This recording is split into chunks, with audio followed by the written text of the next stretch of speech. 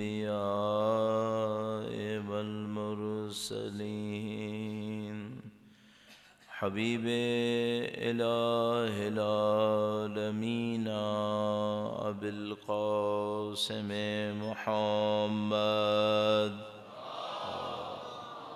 صل على محمد آل محمد وعجل فرجه وعلى آله الطيبين الطاهرين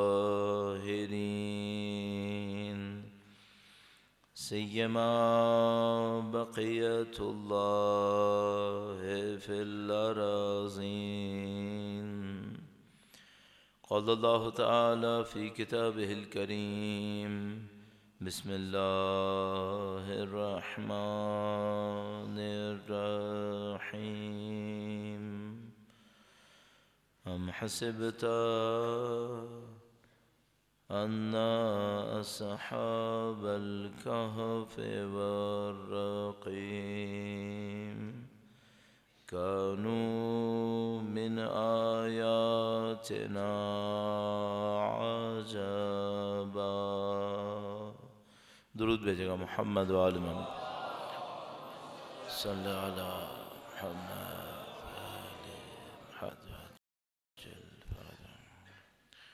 سب مل کر اہل بیت اطہار علیہ السلام کی عظمت پر ایک بار پھر درود بھیجے گا محمد و آل محمد صلی علی محمد آل محمد وعجل پروردگار عالم کا انتہائی لطف و کرم ہے، انتہائی احسان ہے۔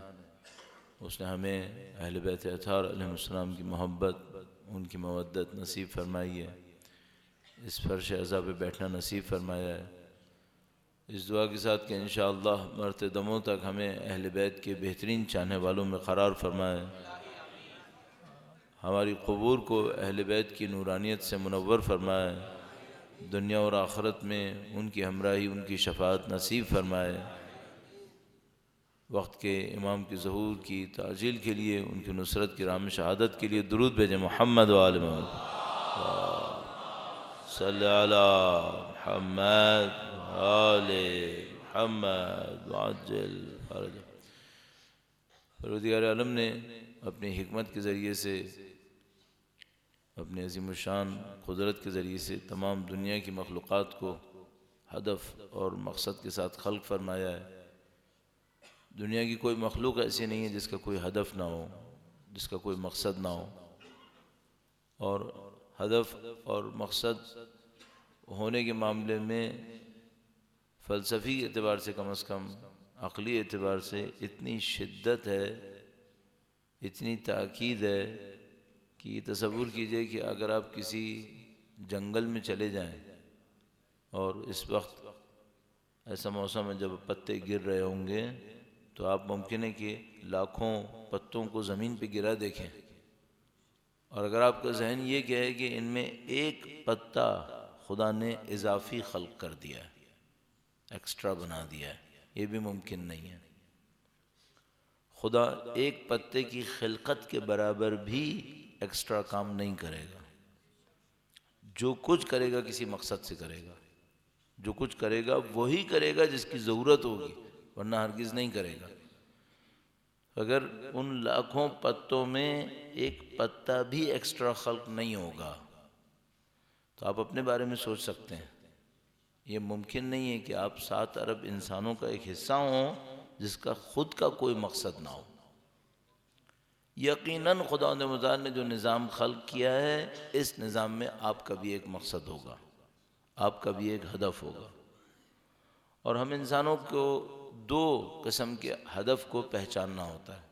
ایک تو وہ ہدف جو پوری انسانیت کا ہدف ہے اور اس کو حاصل کرنا ہوتا ہے، اور دوسرا وہ ہدف جو ہماری اپنی ذات کے اندر خدا نے رکھا ہوا ہوتا ہے، اس کو بھی ہمیں حاصل کرنا ہوتا ہے۔ انسانوں میں خوش قسمت وہ ہیں جن کو ان دونوں کے بارے میں جلدی پتہ چل جائے کہ کیا تھا، ورنہ بدقسمتی یہ ہوتی ہے کہ دوسرے سے زیادہ تر لوگ محروم رہ جاتے ہیں، اور پہلا والا مقصد جب سمجھ میں آتا ہے تو زندگی اتنی گزر چکی ہوتی ہے کہ پھر دوبارہ واپس جانے کا کوئی امکان نہیں ہوتا۔ میں آج کوشش کروں گا کہ پہلے ہدف کی مناسبت سے چند نکات آپ کی خدمت میں عرض کروں، اور اس سے زیادہ اس پر اصرار کروں کہ لوگ یہ ہدف کیوں نہیں حاصل کر پاتے، اس میں رکاوٹیں کیا ہیں۔ ان دو مطالب کو انشاءاللہ آج مورد نظر رکھیں گے، اور 4 دن کے لیے کوشش کریں گے کہ ہم مجموعی طور پر اس موضوع کو پورا کر سکیں۔ درود بھیجے گا محمد و آل محمد کو، صلی علی محمد و آل محمد وعجل فرج۔ البتہ جب ہم انسانوں کے اندر ہدف کی بات کرتے ہیں تو فوری طور پر ہمارے ذہن میں انسان کے وجود کے 2 حصے نظر آتے ہیں۔ یہ جو انسان زندگی گزار رہا ہوتا ہے، اس کو آپ کئی عنوان سے تقسیم کر سکتے ہیں۔ ایک ہی انسان ظاہر ہے کہ بھائی بھی ہو سکتا ہے، ایک ہی انسان باپ بھی ہو سکتا ہے، بیٹا بھی ہو سکتا ہے، متعدد رشتے ایک انسان کے اندر ہوتے ہیں۔ لیکن جب مجموعی طور پہ تقسیم کرتے ہیں تو انسان کے وجود کو 2 حصوں میں تقسیم کر لیتے ہیں، اور کہتے ہیں کہ یہ جو انسان ہے اس کا ایک حصہ وہ ہے جس کا تعلق اس کی ذات سے ہے، اس کے فرد سے ہے، آپ فلاں ابن فلاں۔ اور یہ جو انسان ہے اس کا ایک تعلق اس کے معاشرے سے ہے، کس علاقے میں زندگی گزار رہا ہے، کس سوسائٹی میں زندگی گزار رہا ہے، کس ملک کے اندر زندگی گزار رہا ہے۔ تو آپ کو جب ہدف ڈھونڈنا ہوتا ہے تو فرد کے لیے بھی ہدف ڈھونڈنا ہوتا ہے کہ فرد ہونے کے ناطے آپ کا ہدف کیا ہے۔ دوسرا جو ہدف آپ کو ڈھونڈنا ہوتا ہے وہ معاشرے کے ناطے ڈھونڈنا پڑتا ہے کہ جو معاشرہ خدا بنانا چاہتا ہے، اس معاشرے کے اندر خدا نے متعال کا ہدف اور مقصد کیا ہے۔ اور وہ جو میں نے رکاوٹ والی بات کی، اس کو بھی دونوں سطح پہ دیکھنا پڑتا ہے کہ اگر آپ چاہتے ہیں کہ یہ معاشرہ اپنے ہدف کو حاصل کرے، اس میں کون سی چیزیں اس کو مدد دیتی ہیں، اور اگر یہ معاشرہ چاہے کہ اپنے ہدف کو حاصل کرے تو رکاوٹیں کون سی بن سکتی ہیں، تو آپ کو سب کو دیکھنا پڑتا ہے۔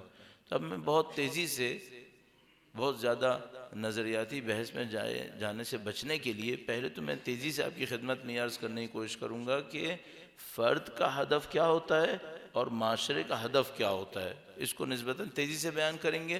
جس پہ زیادہ ہمارا اصرار ہوگا وہ اس بات پہ ہوگا کہ رکاوٹیں ہمارے لیے کیا بنی ہوئی ہیں، ہم حاصل کیوں نہیں کر پا رہے۔ ایک بار پھر درود بھیجے گا محمد و آل محمد، صلی علی محمد و آل محمد وعجل فرج۔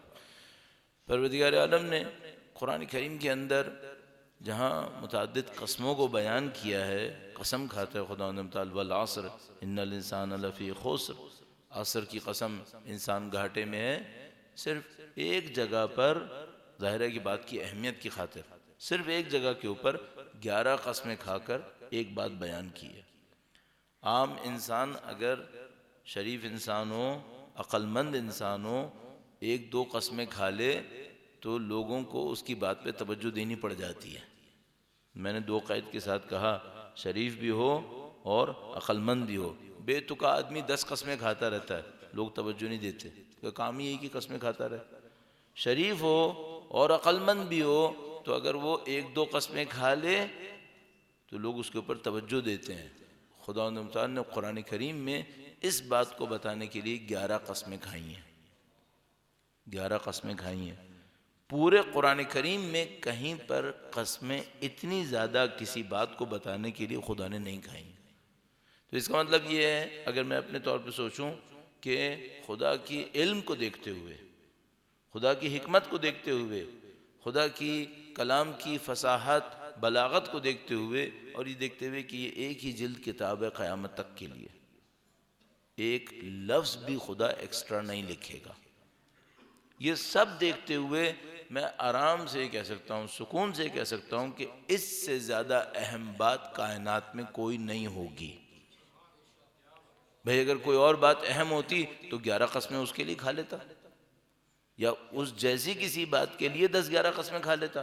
تو قرآن کریم میں کہیں اور نہیں ہے، صرف ایک جگہ پر ہے، اور وہ جگہ میرے اور آپ کے لیے واضح ہے۔ سورہ شمس کے اندر 11 قسمیں کھانے کی بات فرماتا ہے، قد افلح من زکاہا وقد خاب من دساہا۔ درود بھیجے گا محمد و آل محمد، صلی علی محمد و آل محمد وعجل فرج۔ یہ جو خدا نے متعال نے فرمایا قد افلح من زکاہا وقد خاب من دساہا، گزشتہ سالوں میں ہم اس کے اوپر تفصیل سے عرائض پیش کر چکے ہیں.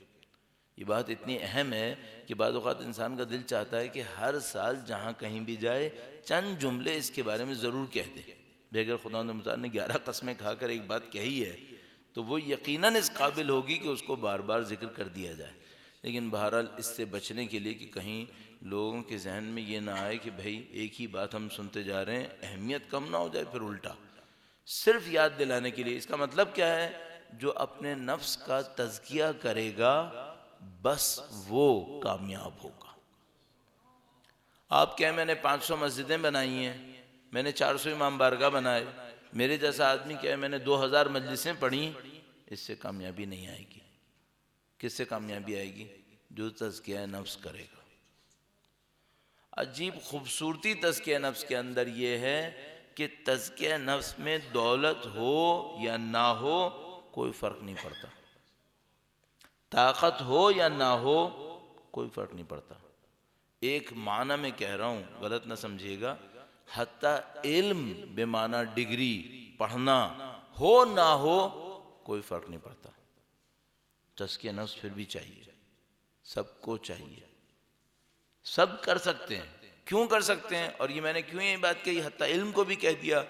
خداوند متعال فرما رہا ہے اس کی وجہ یہ ہے کہ جو کچھ تزکیہ نفس کے لیے تمہیں چاہیے تھا وہ میں نے پہلے سے تمہارے اندر ڈال دیا ہے. اب کوئی بہانہ تمہارے پاس نہیں ہے. میں تیرے لیے گھر نہیں بنا سکا مسجد کی صورت میں چونکہ میرے پاس پیسہ نہیں تھا. چلو جی، ویلڈ ایکسکیوز، پیسہ تھا ہی نہیں، پیسہ ہوتا تو مسجد بنا دیتا. خدایا میں تیرے دین کے لیے کتاب نہیں لکھ سکا، میرے پاس اتنا علم نہیں تھا. چلو ٹھیک ہے. خدایا میں یہ نہیں کر سکا، میں وہ نہیں کر سکا، میرے تو دشمنوں سے نہیں لڑ سکا، میرے پاس طاقت نہیں تھی. چلو یہ بات بھی صحیح ہو گئی. خدایا میں تزکیہ نفس نہیں کر سکا، کوئی عذر ہے؟ نہیں. کیوں؟ نہ تمہیں طاقت چاہیے تھی، نہ تمہیں شہرت چاہیے تھی، نہ دولت کی ضرورت تھی، نہ تمہیں ڈگریاں چاہیے تھیں. خدا فرما رہا ہے فَأَلْهَمَهَا فُجُورَهَا وَتَقْوَاهَا، اس کا فسق و فجور تقوی ہم نے اس کے اندر الہام کر دیا ہے پہلے سے. اب کچھ نہیں چاہیے. تمہارے اندر تقوی رکھا ہوا ہے، تمہیں علم مل گیا ہے کہ فسق و فجور کیا ہے. یہ جو تمہارے اندر علم موجود ہے اسے استعمال کرو. اور ایک بات جان لینا، قد افلح من زکاها وقد خاب من دساها. بلڈنگ کھڑی کرتے رہو کرتے رہو. 500 مجلسیں پڑھ لیں، 5000 مجلسیں پڑھو، 5 لاکھ کتابیں لکھو، تزکیہ نفس کیا یا نہیں کیا؟ کیا ہے تو صحیح ہے، ورنہ سب بیکار ہو گیا، سب کا سب بیکار. اچھا تزکیہ نفس کسے کہتے ہیں؟ سادہ ترین اردو تعبیر میں برائیاں ختم کر لو، اچھائیاں بڑھا دو، ختم. تزکیہ نفس. اچھا خدایا مجھے کیسے پتا چلے گا برائی کسے کہتے ہیں، اچھائی کسے کہتے ہیں؟ جواب کیا ہے؟ فَأَلْهَمَهَا فُجُورَهَا وَتَقْوَاهَا. خدا کہتا ہے کسی سے پوچھنے کی ضرورت نہیں ہے، تمہارے نفس کے اندر میں سب بتا چکا ہوں. ایک آدمی بے حیائی کر رہا ہے، اس کو اپنے نفس سے نہیں پتا کہ بے حیائی بری ہوتی ہے. ایک آدمی جھوٹ بول رہا ہے، اس کو نہیں پتا کہ جھوٹ بولنا برا ہوتا ہے. ایک آدمی کسی مظلوم کو تڑپتے دیکھ رہا ہے، اس کا ساتھ نہیں دے رہا، اس کو نہیں پتا مظلوم کا ساتھ دینا چاہیے. فرماتے ہیں فَأَلْهَمَهَا فُجُورَهَا وَتَقْوَاهَا. سب تو بتا چکا ہوں، اب تو ہم پر صرف ایک کام رہ گیا ہے، قَدْ أَفْلَحَ مَنْ زَكَّاهَا وَقَدْ خَابَ مَنْ دَسَّاهَا. عزیزان محترم، اگر آپ کے پاس کوئی طریقہ ہو جس سے کوئی چیز آپ کو ہر روز صبح کوئی یاد دلا دے. الرٹس آتے ہیں ہم لوگوں کے پاس موبائل وغیرہ کے اندر، پتہ نہیں کہاں کہاں کے. کاش ہمیں کوئی ہر روز صبح الرٹ کر دے کہ قد افلح من زکاہا وقد خاب من دساہا. کاش کوئی ہر رات سونے سے پہلے یہ یاد دلا دے کہ قد افلح من زکاہا. کاش ایسا ہو جائے، کاش ایسا ہو جائے. ہمیں ہر کام کے پیچھے یاد آ جائے کہ تزکیہ نفس کے خلاف تو نہیں ہے، تزکیہ نفس کی مخالف تو نہیں ہے. عزیزان محترم، میں اس سے زیادہ تاکید اس کے اوپر نہیں کر سکتا. اچھا اب دوسرے پہلو کی طرف جاتا ہوں. یہ تو ہو گیا انسان کے بننے کا ایک مجموعی ہدف، انسانیت کو خدا نے کیوں بنایا؟ اس لیے بنایا. تھوڑا سا اس میں اور تھوڑی سی باریکی دکھا. اچھا اگر کوئی تزکیہ نفس کرے گا تو کیا ہوگا؟ اگر کوئی تزکیہ نفس کرے گا تو کیا ہوگا؟ تو یہ سمجھ لیجئے کسی نے اگر اس کو صحیح کر لیا باقی سارے کام خود بخود صحیح ہو جائیں گے. خود بخود صحیح ہو جائیں گے. آپ کہیں گے بھئی اگر کسی نے تزکیہ نفس کر لیا تو معاشرہ کیسے صحیح ہوگا؟ بھئی معاشرہ انہی انسانوں سے بنا ہے نا. اگر ان انسانوں نے تزکیہ نفس کر لیا تو سوسائٹی میں کوئی مسئلہ نہیں ہے. پھر کوئی مسئلہ ہی نہیں ہے. آپ ممکن ہے پوچھیں بھئی ٹھیک ہے تزکیہ نفس کر لیا لیکن خاندانوں کے جھگڑے کیسے نپٹیں گے؟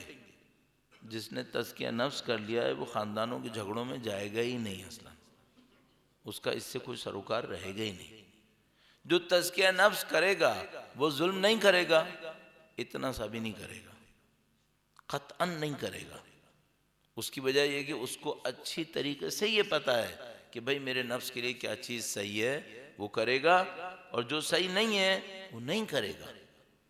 آپ کے پاس 10-15 پودے ہوں، آپ پودوں میں تیزاب ڈالیں گے کبھی؟ اتنی سی بھی کسی کو عقل ہو تو اس کو پتہ ہے کہ بھائی پودوں میں تیزاب نہیں ڈلتا ہے، تیزاب پودوں کی طبیعت کے خلاف ہے. جس پودے میں آپ نے تیزاب ڈال دیا وہ تو جل جائے گا، مر جائے گا. وہ یہ طبیعت خدا نے ہمیں دی ہوئی ہے اندر. ہمیں پتہ ہے ہمارے نفس کے لیے تیزاب کیا چیز ہو سکتی ہے. ہم کیوں پاگل ہوں گے تیزاب ڈالیں گے؟ لیکن مجھے دوسری بحث میں جانا ہے کہ رکاوٹ کیا ہے، مشکل کیا بنی ہوئی ہے. یہ تو سب کو سمجھ میں آ رہا ہے. تزکیہ نفس کرنا ہے، الہام ہو چکا ہے، رکاوٹیں کیا ہیں اس کو میں نے بھی گفتگو کرنی ہے. تو اگر آپ تزکیہ نفس کریں گے تو کیا ہوگا؟ ہر چیز صحیح ہو جائے گی. اچھا یہ جو ہم نے دنیا سے جانا ہے آخرت میں اس کا کیا ہوگا؟ جس نے تزکیہ نفس کر لیا اس کو تو کوئی مشکل ہی نہیں ہے، اس کا تو سارا کام یہیں پہ ہو چکا ہے. اس کی برزخ احادیث کے فرامین کے مطابق 3 دن کی برزخ ہے اس کی، اسے تو مسئلہ ہی نہیں ہے کوئی. برزخ میں جائے گا فارغ ہو کر آخرت میں پہنچے گا، گویا پروٹیکشن کے اندر ہے، حفاظت اور حصار کے اندر ہے. وہیں سے وہیں شفاعتوں کا حصول ہے، آخرت کی بہترین زندگی مل جائے گی. اس کو تو کوئی مشکل ہے ہی نہیں اصلا. تو عزیزان محترم کتنا اچھا فارمولہ ہے. دنیا میں آسانی چاہیے تزکیہ نفس کرو، آخرت میں آسانی چاہیے تزکیہ نفس کرو. باقی کام کیا ہوں گے؟ خود بخود ہوں گے. باقی کام خود بخود ہوں گے. اچھا ایسا کیوں ہوگا؟ ایسا کیوں ہوگا؟ ایک سادہ سا فارمولہ ہے. وہ کیا ہے؟ دنیا میں چاہے دنیا دار ہوں چاہے دیندار ہوں، آپ اپنے معاشرے کو سوچ لیجئے. آپ یہاں اسلام آباد میں رہ رہے ہیں، سب لوگ دیندار ہیں یہاں پہ؟ نہیں. کچھ لوگ دیندار ہیں، کچھ لوگ دنیا دار ہیں. دونوں کا حاکم کون ہے؟ خدا ہی ہے نا. خدا کے سوا تو کوئی نہیں ہے. جو دیندار ہیں ان کا حاکم بھی خدا ہے، جو بے دین ہیں ان کا حاکم بھی خدا ہے. تو اگر آپ نے خدا کی مان لی تو خدا باقی کیا کرے گا؟ آپ کی مشکل کو سب کے سامنے حل کرے گا. چاہے دیندار ہوں چاہے بے دین ہوں ان کو آپ کی ماننی پڑے گی. وہ آپ کا کچھ نہیں بگاڑ پائیں گے. آپ کہیں گے کہیں سے ثابت ہے؟ ہاں قرآن کریم ارشاد فرماتا ہے لا یضرکم من ضل اذا اہتدیتم. صریح ترجمہ کروں گا تاکہ آپ کو اطمینان ہو جائے کہ میں نے الفاظ کو ادھر ادھر نہیں کیا.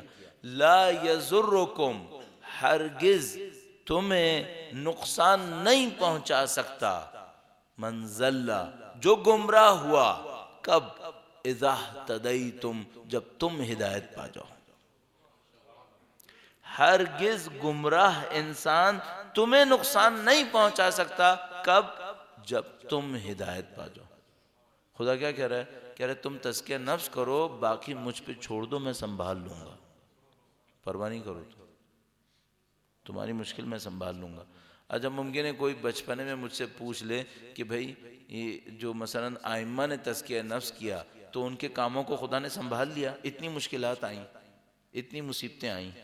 ممکن ہے کوئی پوچھ لے کہ بھئی اگر جو انسان تزکیہ نفس کرتا ہے تو دنیا میں اتنی مصیبتیں کیوں آتی ہیں؟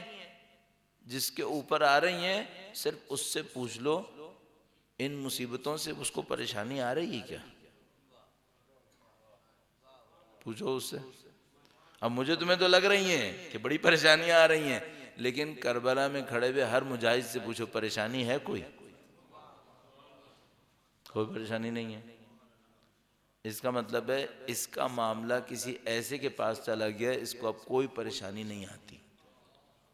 لا خوف علیہم ولا ہم یحزنون، نہ یہ ڈرتے ہیں نہ حتیٰ دل میں غم آتا ہے. عجیب ہے. لا خوف علیہم ولا ہم یحزنون، نہ ڈرتے ہیں نہ غم کھاتے ہیں. ان کو پتہ ہے جو ہو رہا ہے صحیح ہو رہا ہے، کوئی مسئلہ نہیں ہے. کاش ہم لوگ اس مقام کو سمجھ سکیں اور اس پر چلنے کی سعادت ہمیں نصیب ہو سکے انشاءاللہ. درود بھیجے گا محمد و آل محمد.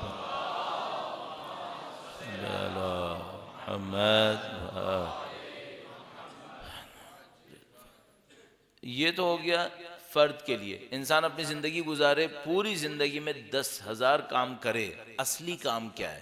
اصلی کام ہے تزکیہ نفس. اگر میرے اور آپ کے جیسے آدمی کو یہ سمجھ میں آ جائے نا تو اسے چاہیے کچھ بھی کر رہا ہو اپنے آپ سے یہ پوچھتا رہے میں یہ کر رہا ہوں یا نہیں کر رہا ہوں، اب میں مزید اصرار نہ کروں. سوسائٹی کے لیے کیا ہے، معاشرے کو کس طرف جانا ہے. خدا نے ہمیں 2 حصے دیے ہیں، ایک ہماری انفرادی زندگی ہے، ایک ہماری معاشرتی زندگی ہے. انفرادی زندگی میں ہمیں ایک ٹاسک دیا ہے، قد افلح من زکاہا وقد خاب من دساہا. سوسائٹی کے لیے ہمیں کیا ٹاسک دیا ہے، سوسائٹی کے لیے ہمیں کیا ہدف دیا ہے، کس چیز کو حاصل کرنا ہے. اچھا اب یہاں پہ بہت ساری چیزیں ہیں جو کہنے کو ہیں، میں آپ کی خدمت میں کہوں گا 1-2 اور پھر آپ خود بخود اپنے ذہن سے اس کو بھی سوچتے چلے جائیے گا. ایک بار پھر درود بھیجے گا محمد و آل محمد. محمد محمد عجل فرجہ. ممکن ہے کسی کے ذہن میں آئے کہ خدا نے معاشرہ بنایا ہے، ہمیں ہدف یہ دیا ہے کہ سب لوگ اس کی عبادت میں نمازیں پڑھیں، سب لوگ اس کی عبادت میں روزے رکھیں، سب لوگ اس کی عبادت میں حج پہ جائیں. یہ معاشرے کا ہدف صحیح ہے؟ یہ معاشرے کا ہدف صحیح ہے؟ ہاں. یہ کیا ہو رہا ہے، کچھ لوگ کہہ رہے ہیں صحیح ہے، کچھ لوگ کہہ رہے ہیں نہیں ہے، بہت سارے لوگ کہہ رہے ہیں ابھی دیکھتے ہیں یہ کیا کہتے ہیں. فیصلہ نہیں کر پا رہے تو بہت سارے لوگ کہتے ہیں دیکھتے ہیں کیا ہوتا ہے ابھی. بھئی دیکھیں اگر میں یہ کہوں خدا نے 7 ارب انسان بنائیں کس کام کے لیے؟ نماز پڑھیں. اچھا نماز کتنی دیر میں پڑھتے ہیں 5 وقت کی نمازیں؟ بھئی بہت لگا لو آدھا گھنٹہ لگا لو، بہت لگا لو، فرض نافلہ سب ملا کر 1 گھنٹہ لگا لیتے ہیں، 1 گھنٹہ لگا لیتے ہیں. تو خدا نے 8 زمین پر 7 ارب خلق کیے ہیں. کیوں خلق کیے ہیں؟ 1 گھنٹے میں نماز پڑھ لیں اور 23 گھنٹے میں کیا کریں؟ کیا کریں بھائی؟ فرماتے ہیں وَمَا خَلَقْتُ الْجِنَّ وَالْإِنسَ إِلَّا لِيَعْبُدُونَ، میں نے جن و انس کو بس اس لیے خلق کیا. ترجمہ میں کیا کر رہا ہوں کہ میری عبادت کریں. اور عبادت کا مطلب کیا ہے؟ نماز پڑھیں. جو نماز تو 1 گھنٹے میں ختم ہو گئی ہے، اب باقی میں کیا کروں گا؟ صحیح ہے. اچھا ابھی ممکن ہے میں یہ کہوں، کوئی یہ کہے باقی وقت میں بھی عبادت کرو. جب باقی وقت میں بھی عبادت کروں تو بھائی کیا یہ ممکن ہے کہ میں سارے 24 گھنٹے نمازیں پڑھتا رہوں؟ ظاہر ہے کہ نہیں ہے، اس طرح تو نہیں ہو سکتا ہے.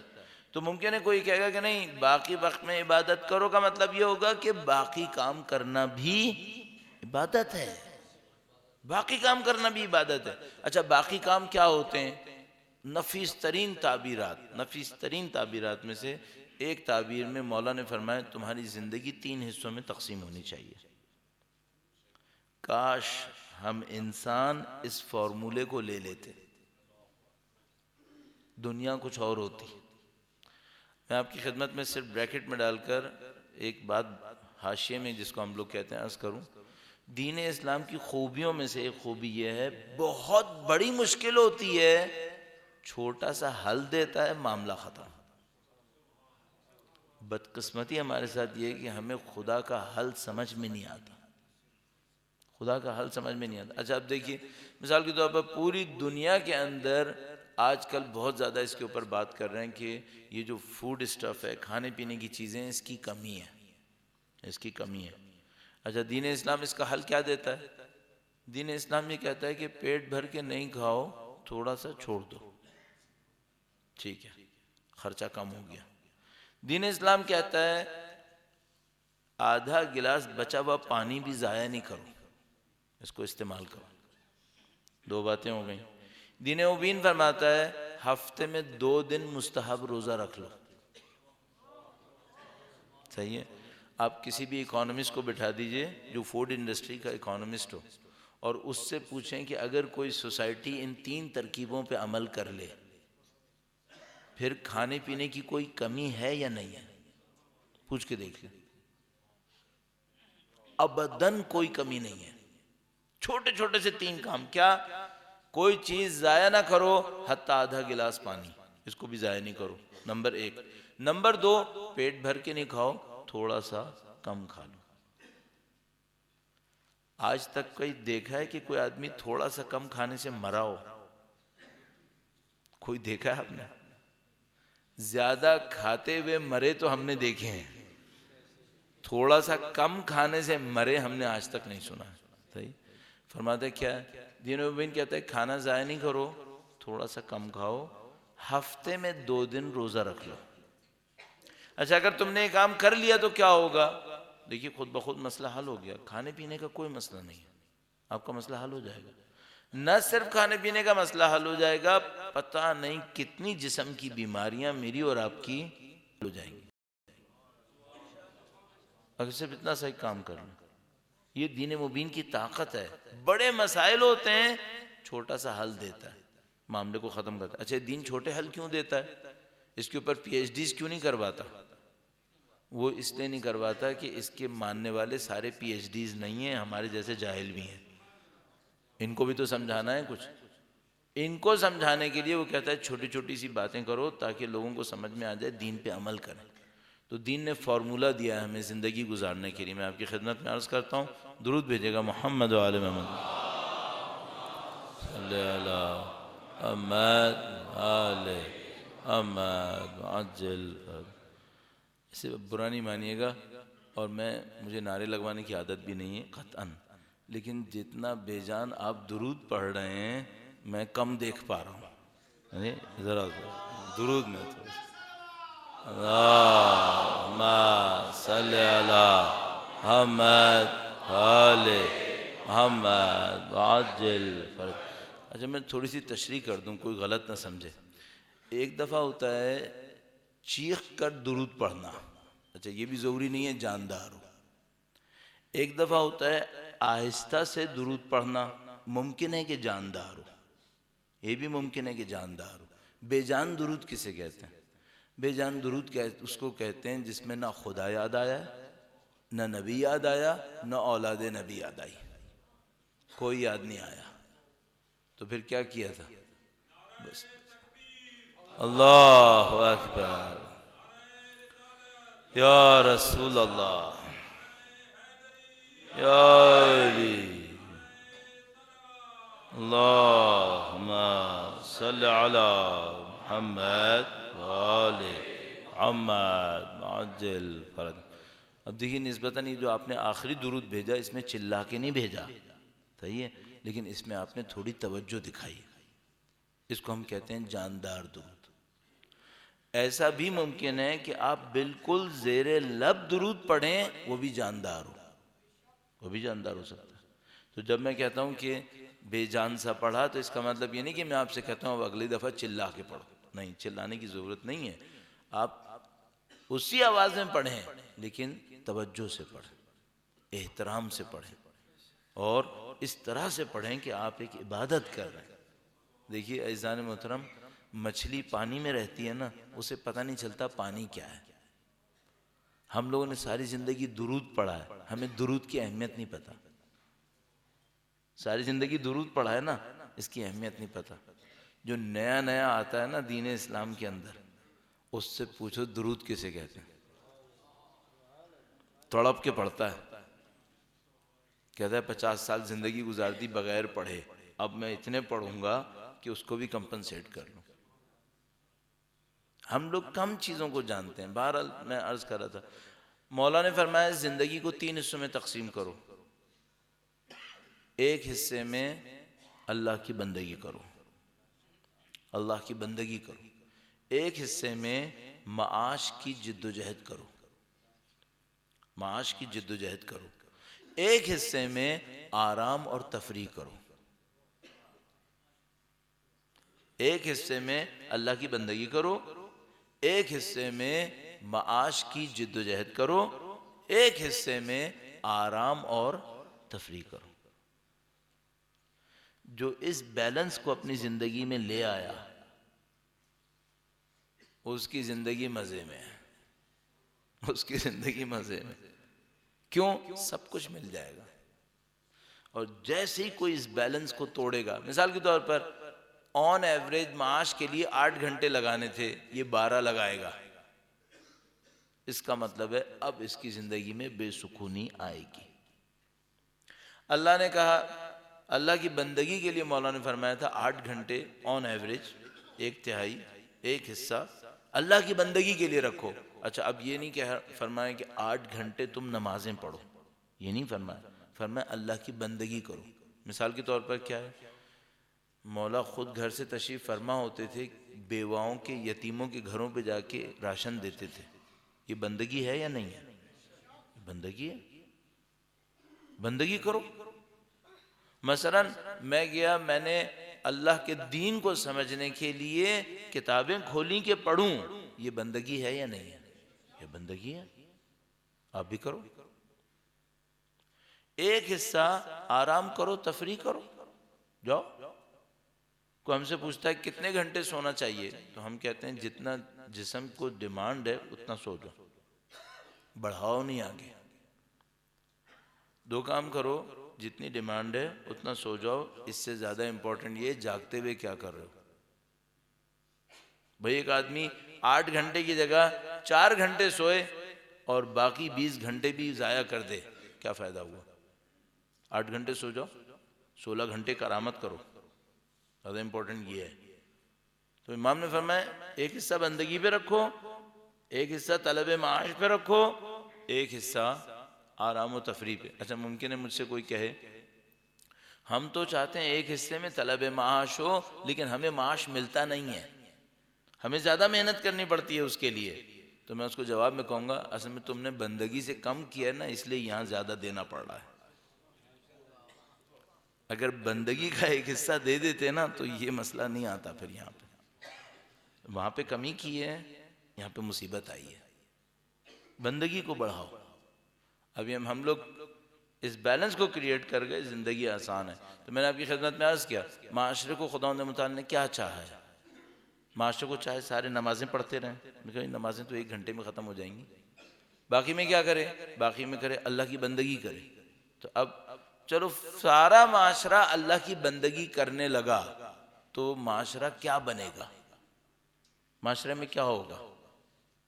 میرے ذہن میں ایک دفعہ ایک سوال آیا، فرض کرو ہم نے ساری چیزیں اچھی کر لی، سب کو پیسے مل گئے، کوئی غریب نہیں ہے، سب کو پیسے مل گئے، سب کی ساری ضرورتیں پوری ہو گئیں، صحیح ہے، سب کی ساری ضرورتیں پوری ہو گئیں، سب کو پیسے مل گئے، بیمار ہوتے ہیں علاج ہو جاتا ہے، بھوکے ہوتے ہیں کھانا مل جاتا ہے، سب چیزیں ہو گئیں۔ بس خدا یہی چاہتا تھا؟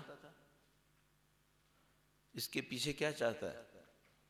چونکہ اگر یہ چاہتا تھا تو پھر دنیا کے کچھ ملک ہیں جو دعویٰ کریں گے کہ ہم نے یہ لے لیا ہے۔ دنیا کے کچھ ملک ہیں جو دعویٰ کریں گے کہ ہم نے اپنے سارے سٹیزنز کو میڈیکل انشورنس دے دی ہے، سوشل سروسز دے دی ہیں، سوشل ویلفیئر ہم نے دے دی ہے، بڑھاپا ان کا ریٹائرمنٹ کور ہے، تو جو تم لوگ کہہ رہے تھے وہ ان کو مل گیا ہے۔ تو ہم کہیں گے نہیں، اس سے نہیں ملے گا۔ چاہیے کیا ہے پھر؟ ایک کلمے کے اندر یہ سب چاہیے، لیکن ایک کلمے کے اندر عدل کے ساتھ چاہیے، ظلم کے ساتھ نہیں چاہیے۔ عدل کے ساتھ چاہیے. اچھا اب ایک اور کوشچن ہے, عدل کے ساتھ چاہیے. مثلا دنیا کا ایک ملک ہے, 45 لاکھ آبادی ہے, چھوٹی سی آبادی ہو گئی. پاکستان کی سٹینڈرڈ میں تو ایک گاؤں محلے کی آبادی ہوتی ہے, اور ہم کراچی میں تو کہتے ہیں گلشن اقبال کی آبادی اس سے زیادہ ہے. پورے ملک کی آبادی 45 لاکھ, ٹھیک ہے, سب کو سب کچھ دے دیا, حق پہ ظلم